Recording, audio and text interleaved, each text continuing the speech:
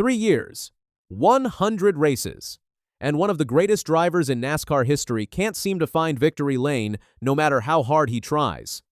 Now Denny Hamlin is saying out loud what a lot of fans have been thinking, and it's not pretty for Kyle Busch.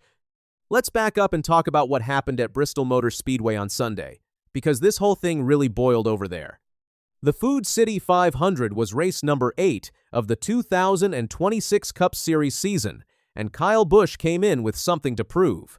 Bristol is a track where he has won 8 times. 8. So even with a winless streak stretching past 100 races, he thought this might finally be the weekend.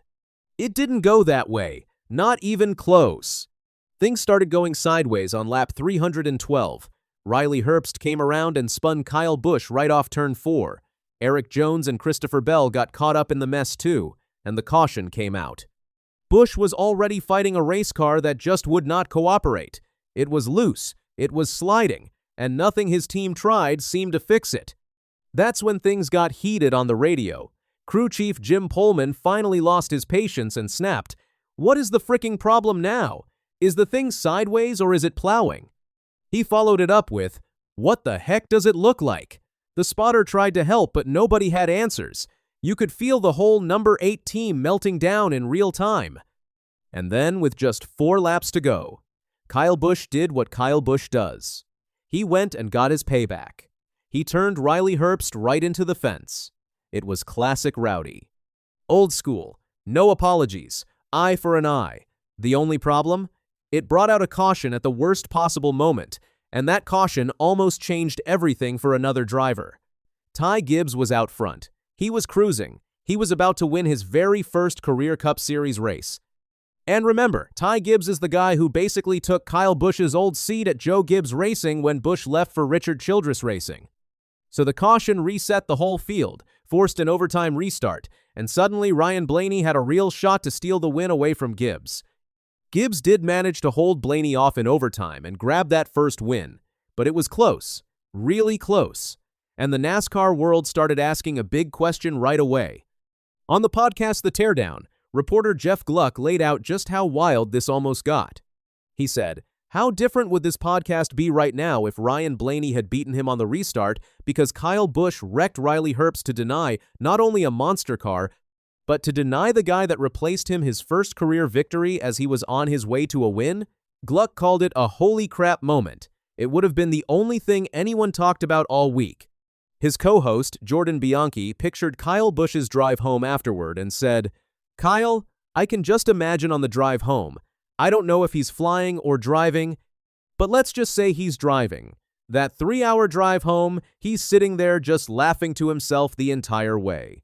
Bianchi thinks Busch was probably smiling the whole way, thinking he got Herbst back for spinning him and got Ty back for taking his old ride. 2 birds, 1 bumper. Then the conversation shifted to whether Busch even did anything wrong. Gluck asked, "Is that fair game, what Kyle Busch did there?"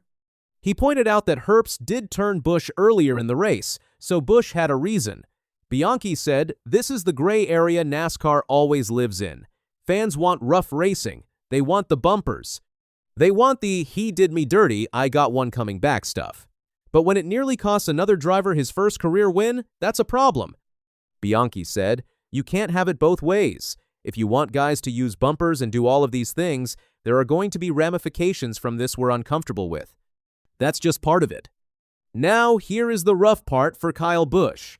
He crossed the line at Bristol in 25th place.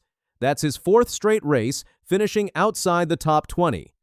Through 8 races this season, he has 0 top 10 finishes. His best result all year is a 12th place at Circuit of the Americas. That's it. That's the best he's done.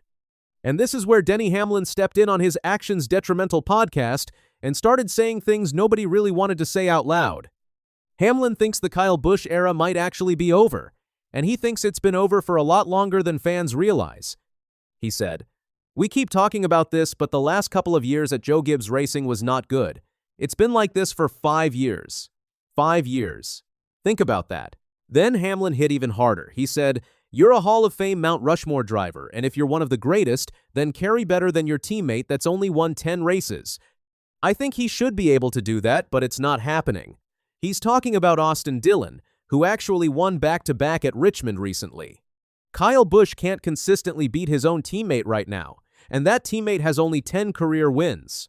Hamlin thinks the real problem is the next-gen car. He said, "Clearly, RCR is not good right now. It's time to be honest about what's going on."